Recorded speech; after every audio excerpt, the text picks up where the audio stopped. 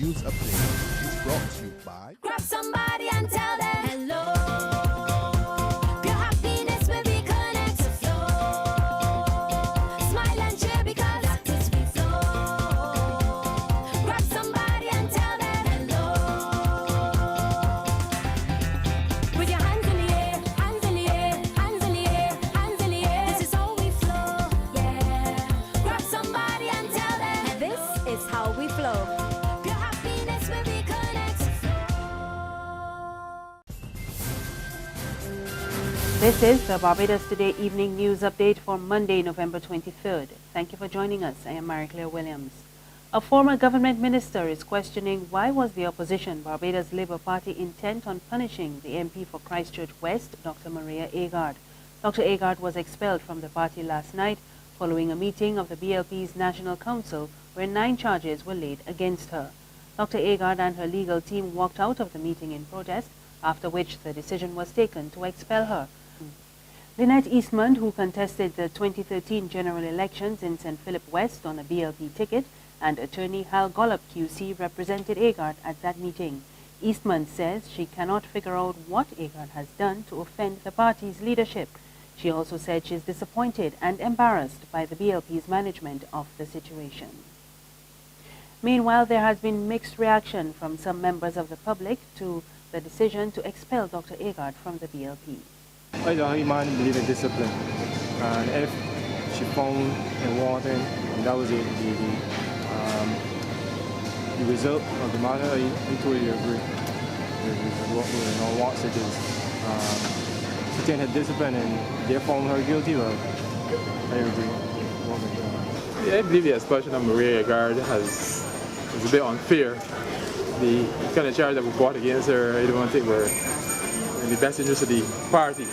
And I don't think the party is going to move forward properly from that encounter. I think that things could have done better to this resort, like expelling her. I think things could have done better behind closed doors. They didn't have to bring up their linen in public.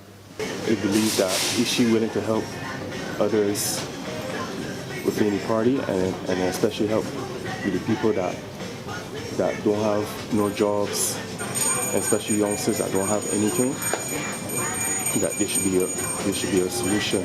I believe that she deserves a chance, and so far she's young and not knowing the ropes to politics.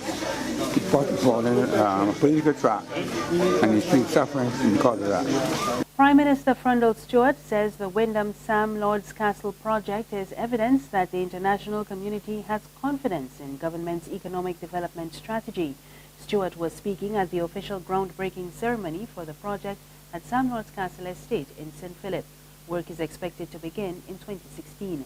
According to him, the focus will be on income-generating and self-sustaining projects under the economic development strategy. The hotel will employ in excess of 1,000 persons after completion, and is also expected to generate approximately 2,000 additional jobs in other sectors of the economy. Foreign exchange earnings to be made by the property are estimated at over $70 million a year, with a direct contribution to the GDP of $35 million. The people of St. Philip will gain social and economic benefits from the project. Residents of this parish will be able to earn income as entrepreneurs, service and produce providers, and hotel employees. A number of farmers in the area will now have another market for their produce, and artists and craftsmen will also reap a similar benefit. Principal of the University of the West Indies Cave Hill campus, Eudine Barriteau, says various interventions from the university and the Ministry of Education have contributed to improved performances in mathematics in the past 3 years.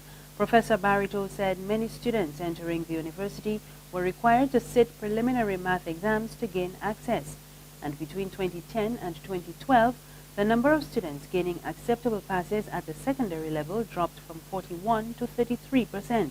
But she says with new programs now on stream, those numbers have begun to improve.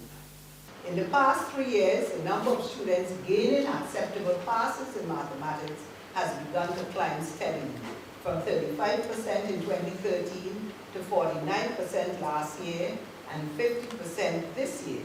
We believe the various interventions are contributing. Of course, we do not take full credit for this turnaround, but we do think that Dr. Soda's cable intervention has had an impact. Our corrective strategies are not limited to the YouTube initiative. Recognizing the challenge with mathematics often begins at the primary school level, Dean of the Faculty of Science and Technology, Dr. Eudine, has led a number of his colleagues in hosting workshops for primary school teachers responsible for teaching mathematics or science. Professor Barriteau was addressing the opening of a 3-day teachers training workshop hosted by the Caribbean Science Foundation and the Caribbean Academy of Sciences this morning. Government will soon make it mandatory for every vessel leaving and entering the island to register their trip. Attorney General Adriel Brathwaite made the announcement at a joint meeting of the 3 DLP St. Philip constituency branches last night. He said vessels enter and leave various territories in the Caribbean without notifying authorities, and this contributes to the problem of drug smuggling. Because a man can leave here and go from Foul Bay. He doesn't have to send a note to anyone saying that he's going sailing or fishing or whatever they do. Go down to St. Vincent or to Dominica or wherever, come back in the Foul Bay without having to register with anybody. This is one of the challenges that we have, that we need to address and see how do we ensure that not one vessel leaves this country without coming through the designated ports of entry. It's gonna cause a bit of an issue with our fishermen who are accustomed going out and flying with their trade from wherever they are at the Concept Bay or whatever, etc. But we have actually reached a stage where we're going to have to mandate that we know every vessel that leaves this country. I know where it is going. There's regional and international news after this short break. Secure your future, be financially strong. Since 1983, we have been there for you. A smart range of products, great tax benefits. We're the solution to your hopes and your dreams. The Barbados Workers Union Cooperative Credit Union. The Barbados Workers Union Cooperative Credit Union. Humble beginnings to smart loans, smart savings. Save smart and borrow smarter. That's the move for me. Stability, prosperity. We're the solution to your hopes and your dreams. The Barbados Workers Union Cooperative Credit Union. The Barbados Workers Union Cooperative Credit Union. In news from the region, the government of the Bahamas has declared Wednesday a day of national thanksgiving and repentance following the passage of Hurricane Joaquin last month. The Perry Christie administration says national services of thanksgiving and repentance will be held in New Providence and the Family Islands. Hurricane Joaquin left millions of dollars in damage in its wake. On the international scene, police in Belgium have charged a man with involvement in the deadly attacks in Paris almost 2 weeks ago. The federal prosecutor says the unnamed man was one of 5 people arrested in raids on Sunday. But authorities say the suspected gunman in the Paris attacks, Salah Abdel Salam, remains at large. We have more in this report from the BBC. This city is searching for a terror cell. It was the wrong night for this driver to get close to the police. At night, security forces carried out raids in several neighbourhoods. The government has shut down the metro and closed the capital's schools and nurseries. The police patrol possible targets, including the Gare du Midi train station. The government's told everybody to stay away from crowds. But the people in this line can't help being in one place. They're queuing up for the train to Paris. And they're being checked very closely when they get to the front of the line. Investigators believe that 9 men were involved in the Paris attacks. 7 died that night. Last Wednesday, the police killed the group's suspected ringleader, Abdelhamid Abaoud, in a Paris raid. So the only surviving attacker is Salah Abdeslam. The police believe he fled to Belgium. The authorities fear that he or others may be ready to attack this country.